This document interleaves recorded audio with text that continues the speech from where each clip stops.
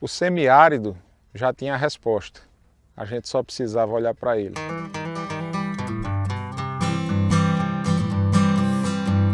Durante muitos anos, nós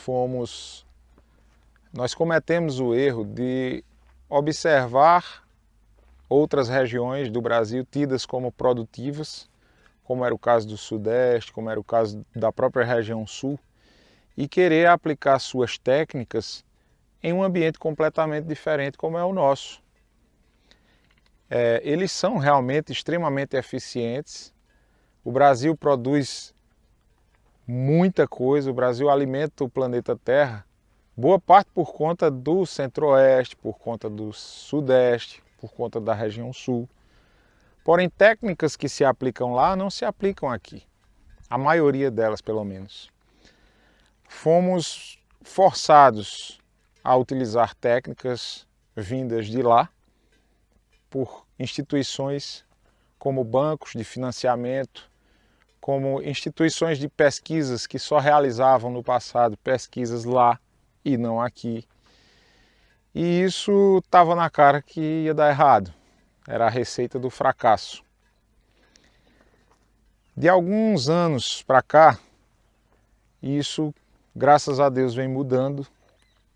A própria internet vem nos permitindo obter informações mais aplicáveis à nossa realidade, ao nosso clima, que não é nem melhor nem pior do que o clima de seu ninguém.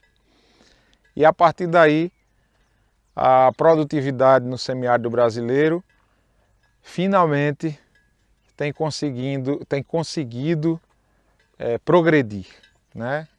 Digamos que estamos hoje sim em outro patamar. Boa parte por aplicar técnicas voltadas para a nossa realidade. Utilizar materiais que são adaptados a esse clima, alimentos, forragens. O nosso semiárido ele tem por vocação não só ecológica, não só natural, como também cultural, a produção animal, a produção voltada para ruminantes, para gado, para cabra, para ovelha, por que não para cavalos, né, que são monogástricos. Um dos maiores mercados de equinos do Brasil está sim aqui na região Nordeste, por conta da nossa querida vaquejada. Então é uma região muito importante para esses segmentos e que só tende a crescer. Essa importância só tende a aumentar, né? Eu consigo visualizar realmente uma evolução muito grande e que está só começando. Descobrimos técnicas como a utilização da palma forrageira em sistema de pastejo direto, como vem sendo divulgado ao longo dos últimos meses, e cada dia que passa vai se consolidando e se transformando em uma realidade em diversas propriedades, seja perto ou longe daqui. Temos a utilização de gramíneas, como é o caso do capim-búfalo, como é o caso da estrela roxa africana, que é o que temos aqui do lado, que são perfeitamente adaptadas ao nosso clima, que servem principalmente como fonte de fibra para compor dietas com base em palma forrageira, que é uma fonte extraordinária de energia. Existem técnicas de suplementação com sal mineral, com ureia, com proteico energético, que entra na dieta como sendo com uma participação pequena, auxiliando assim no ganho de produtividade dos rebanhos, seja na intenção de carne ou de leite. A partir dessa nova visão, o Nordeste vai se consolidando sim, como fazendo parte do que é o celeiro dessa nação gigantesca que é o Brasil. Nós finalmente pudemos vislumbrar essa participação não só em mercados nacionais, como em mercados internacionais.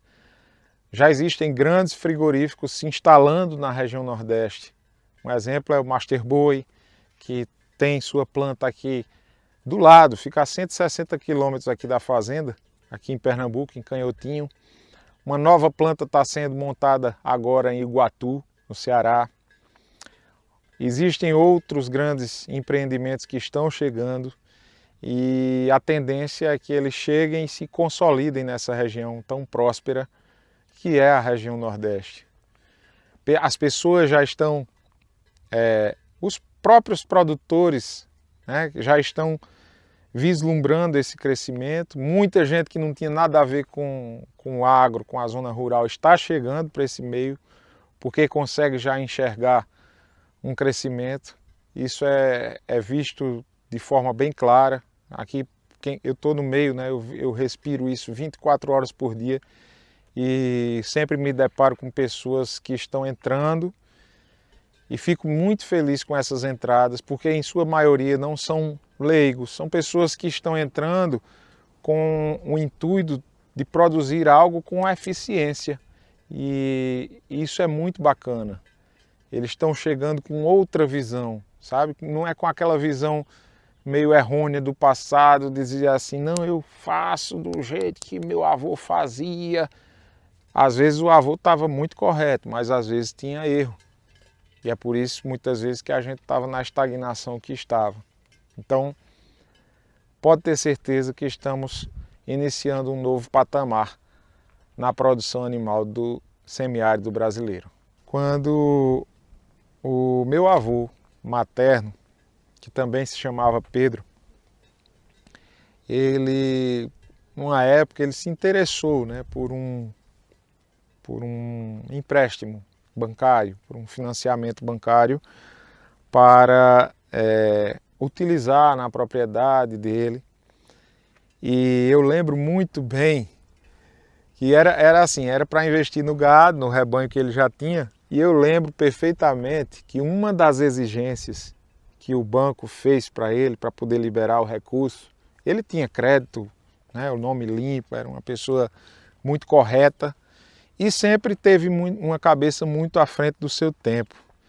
E eu lembro que ele chegou na fazenda meio irritado, falando, rapaz, você acredita que o banco exigiu, ele só liberava o crédito se eu comprasse alguns reprodutores de uma raça europeia chamada Cimental. E eu era criança, era uma criança assim, um pré-adolescente, eu já tinha 12 anos, 12 para 13 anos, e eu sempre gostei muito de pesquisar sobre gado, sempre fui apaixonado por gado e eu fiquei sem acreditar naquilo ali. O Cimental é uma raça continental, europeia, como todo taurino, muito suscetível, né, à infestação de de ectoparasitas, é uma raça excepcional, mas que para o semiárido, para uma região que chove apenas 350 milímetros por ano, estava na cara que ali ia dar errado.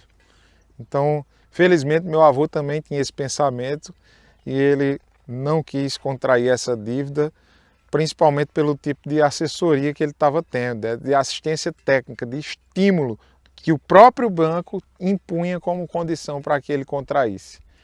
Então isso ficou marcado na minha cabeça e meio que foi determinante também para a minha formação.